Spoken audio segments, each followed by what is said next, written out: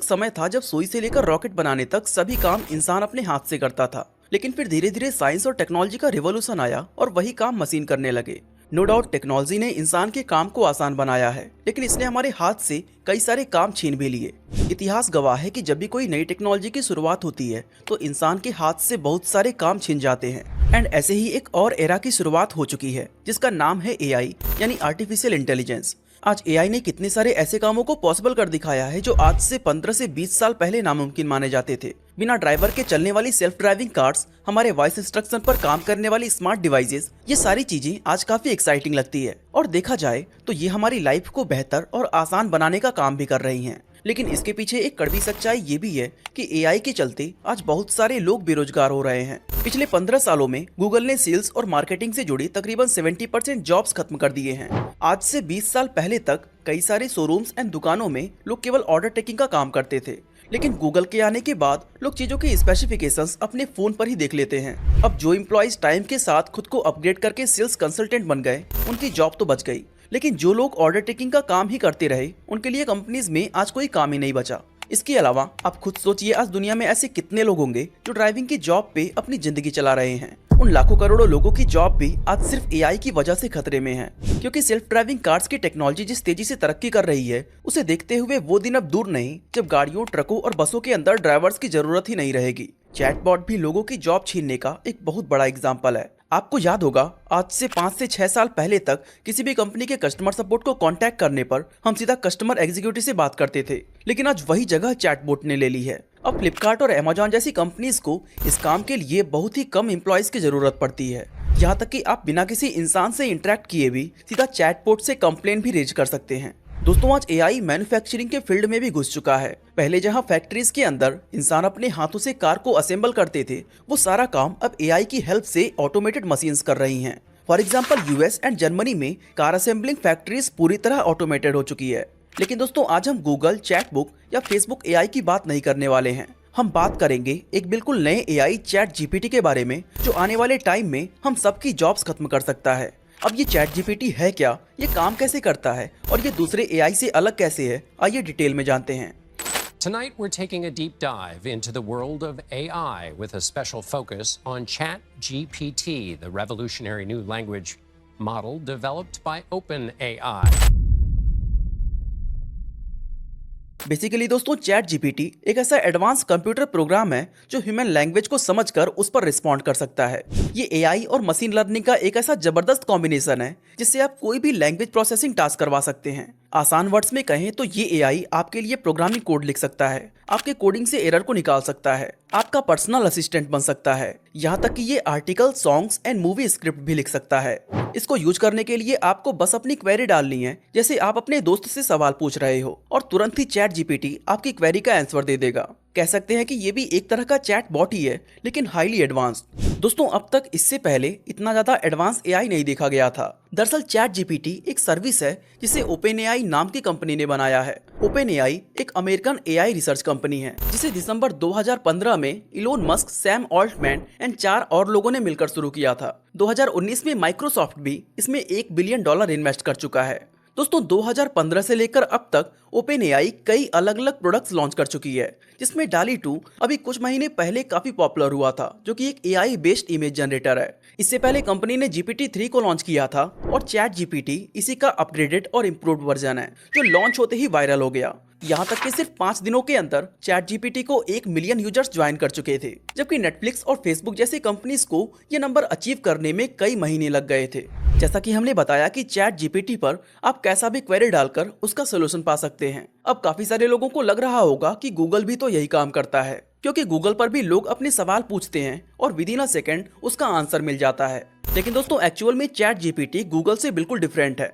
इसमें सबसे बड़ा डिफरेंस ये है कि गूगल के पास अपनी कोई मेमोरी नहीं है, यानी जब भी आप गूगल पर कोई क्वेरी डालते हो तो वो हर बार उसे एक नया इनपुट कंसीडर करता है। मतलब हम लोग गूगल से अपनी प्रीवियस सर्चेस के बारे में कुछ नहीं पूछ सकते, ना ही वो खुद उन सर्चेस को रीड कर सकता है। इसका मतलब ये है कि हम गूगल के साथ एक प्रॉपर कन्वर्सेशन नहीं कर सकते हैं। जबकि चैट जीपीटी पर आप जो भी क्वेरीज डालते हो वो सारे क्वेरीज को रिकॉर्ड करके अपना नेक्स्ट आंसर उसी के बेसिस पर देता है।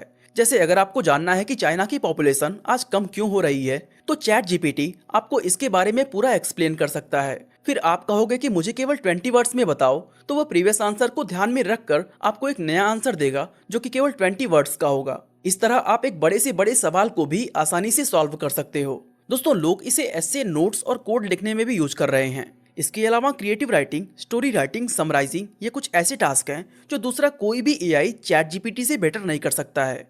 आज चैट जीपीटी ने एक इंसान की प्रोडक्टिविटी को बढ़ाकर 10 लोगों के बराबर कर दिया है। खैर दोस्तों, ये तो बात हुई इसके पॉजिटिव्स की, लेकिन चैट जीपीटी के कुछ डिसएडवांटेजेस भी हैं।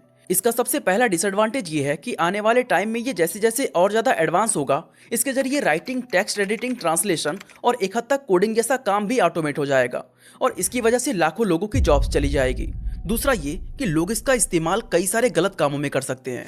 इनफैक्ट कुछ लोग इसके जरिए हैकिंग और फेक वेबसाइट क्रिएशन जैसे काम करते हुए पाए गए हैं और यहाँ तक कि चैट जीपीटी से एक बंदे ने पेट्रोल बम बनाने का मेथड खोज निकाला। दोस्तों, स्टूडेंट्स पर भी इस तरह की एआई का नेगेटिव इम्पैक्ट देखने को मिल सकता है, क्योंकि कुछ स्टूडेंट्स ऑलरेडी चैट जीपीटी से नकल करते हुए पकड़े जा चुके हैं और क्योंकि इस पर सभी तरह के इन्फॉर्मेशंस इतनी आसानी से मिल जा रही हैं, इसलिए स्टूडेंट्स खुद से मेहनत करने की जगह अपने असाइनमेंट के लिए एआई की हेल्प ले रहे हैं। अब सवाल ये आता है कि क्या गूगल की तरह चैट जीपीटी को भी इतना वाइडली यूज किया जा सकता है कि ये हर एक स्मार्टफोन में मौजूद हो? वेल, ये पॉसिबल तो है, लेकिन अभी फिलहाल ऐसा होता नहीं दिखेगा और इसका रीजन है कॉस्ट। दरअसल इस एआई सिस्टम को चलने के लिए बहुत ज्यादा कंप्यूटर पावर की जरूरत पड़ती है, जहां इन सिस्टम्स और सर्वर्स को मैनेज करना काफी महंगा पड़ रहा है। फॉर एग्जाम्पल, चैट जीपीटी के एक आंसर की कॉस्ट गूगल की 100 वेब सर्चेस के बराबर है। ऐसे में इतने बड़े स्केल पर इसको यूज में लाना फिलहाल मुश्किल दिखाई देता है, लेकिन ओवरऑल देखा जाए तो दुनिया में एआई अपना इम्पैक्ट बहुत तेजी से बना रहा है और इसी को देखते हुए काफी सारे लोग ये सोचकर घबराए हुए हैं कि फ्यूचर में एआई उनकी जॉब को खत्म कर देगा। अब देखें तो रियलिटी तो यही है, लेकिन हमें इसको लेकर बहुत ज़्यादा घबराने की ज़रूरत नहीं है, क्योंकि एआई लोगों की जॉब्स को खत्म तो कर देगा, लेकिन इसके आने से कई सारी नई जॉब्स भी क्रिएट हो जाएंगी और धीरे धीरे लोग उन नई जॉब्स में शिफ्ट होते जाएंगे। इसको समझने के लिए हम हिस्ट्री में हुए रिवॉल्यूशंस का एग्जाम्पल लेते हैं। जैसा कि आप में से काफ़ी सारे लोग जानते होंगे कि पहले हम इंसान एग्रीकल्चर का सारा काम अपने हाथों और जानवरों की मदद से करते थे, लेकिन फिर एग्रीकल्चर रिवॉल्यूशन आया और हम खेती में ट्रैक्टर्स और रिपर मशीन जैसी चीज़ों का यूज करने लगे।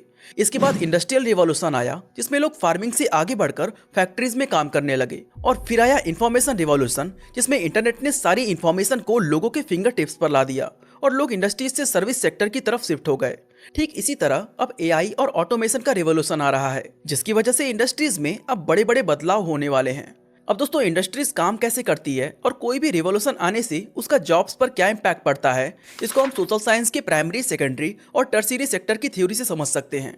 एक्चुअली प्राइमरी सेक्टर वो होता है जिसमें रॉ मटेरियल प्रोड्यूस किया जाता है, मतलब एग्रीकल्चर। इसके बाद सेकेंडरी सेक्टर में चीजें मैन्युफैक्चर की जाती हैं, यानी फैक्ट्री वर्क। और टर्शियरी सेक्टर वो होता है जिसमें सर्विसेज प्रोवाइड की जाती हैं, यानी बीपीओ और बैंकिंग जैसे जॉब्स। अब अगर हम एम्प्लॉयमेंट को इस थ्योरी के अंदर रखें तो पता चलता है कि प्री इंडस्ट्रियल सोसाइटी में करीब 65% लोग प्राइमरी सेक्टर यानी कि एग्रीकल्चर में काम करते थे, जबकि उस टाइम टर्शियरी सेक्टर यानी कि सर्विस सेक्टर में सिर्फ 15% लोग होते थे। लेकिन फिर जैसे जैसे टेक्नोलॉजी एडवांस होती गई और खेती में मशीनों का यूज किया जाने लगा, वैसे इसमें लोगों की जरूरत कम होती गई और इंडस्ट्रियल सोसाइटी में एम्प्लॉयज प्राइमरी से निकलकर सेकेंडरी और टर्शियरी सेक्टर की तरफ मूव करने लगे।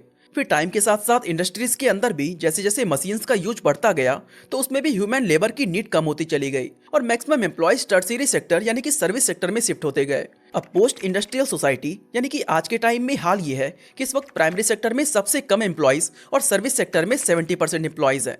यानी टेक्नोलॉजी और मशीन के आने से लोगों की पुरानी जॉब्स भले ही खत्म हो गई, लेकिन इसके साथ नई अपॉर्चुनिटीज भी क्रिएट हुई और धीरे धीरे लोग खुद प्राइमरी से सर्विस सेक्टर में शिफ्ट हो गए, जिससे ना सिर्फ उनकी इनकम बढ़ी बल्कि लिविंग स्टैंडर्ड भी ऊपर हो गया। ठीक इसी तरह आज पोस्ट इंडस्ट्रियल सोसाइटी यानी कि सर्विस सेक्टर में एआई एक बड़े टेक्नोलॉजिकल बदलाव के रूप में आ रहा है। तो जाहिर सी बात है कि इसकी वजह से लोगों की बहुत सारी मौजूदा जॉब्स आने वाले फ्यूचर में खत्म तो हो जाएंगी, लेकिन जैसा कि हिस्ट्री में होता रहा है, इस बदलाव के साथ साथ लोगों के जॉब्स के लिए नए रास्ते खुलेंगे और लोग एक बेहतर लाइफ व बेहतर सोसाइटी की तरफ मूव होंगे। दोस्तों, आप खुद सोचिए, आज से 30 साल पहले जब कंप्यूटर आया तब क्या लोगों को नहीं लगा था कि कंप्यूटर उनके सारे काम छीन लेगा? लेकिन हुआ क्या? उल्टा कंप्यूटर के आने से लोगों के पास रोजगार के रास्ते और भी कई गुना बढ़ गए। ठीक वैसे ही एआई के आने से भी डेटा साइंस, मशीन लर्निंग और एआई डेवलपमेंट एंड मेंटेनेंस जैसे फील्ड में बहुत सारी नई जॉब्स और अपॉर्चुनिटीज क्रिएट होंगी। इसके अलावा आज से 20 साल पहले ये कौन प्रेडिक्ट कर सकता था कि आने वाले टाइम में लोग यूट्यूब वीडियो क्रिएट करके इंस्टा रील बनाकर और वीडियो गेम को स्ट्रीम कर कर पैसा कमा रहे होंगे। ठीक वैसे ही आज भी ये प्रेडिक्ट नहीं किया जा सकता कि एआई के आने के बाद से हमारे लिए रोजगार के कौन से रास्ते खुलेंगे। और दोस्तों ऐसा भी नहीं है कि एआई एकदम से सब कुछ खुद करने लगेगा, इसकी भी अपने कुछ लिमिटेशंस हैं, क्योंकि एआई अभी सिर्फ वही टास्क कर सकता है जो रिपीटेटिवली एक ही रूटीन में किए जाते हैं, like data entry, data analysis, customer service और मैन्युफैक्चरिंग। जबकि जो काम अनप्रेडिक्टेबल होते हैं, जिन कामों में क्रिएटिविटी की जरूरत होती है, लाइक म्यूजिक बनाना और ऐसी जॉब्स जिसमें इंसानों के इमोशंस और बिहेवियर को समझकर कोई फैसला लिया जाता है, इस तरह के कोई भी काम एआई अभी नहीं कर सकता है। बाकी दोस्तों आपको क्या लगता है, एआई हमारे फ्यूचर जनरेशन के लिए खतरा है या वरदान? अपना ओपिनियन हमें कमेंट करके जरूर बताएं। बाकी आज के लिए बस इतना ही।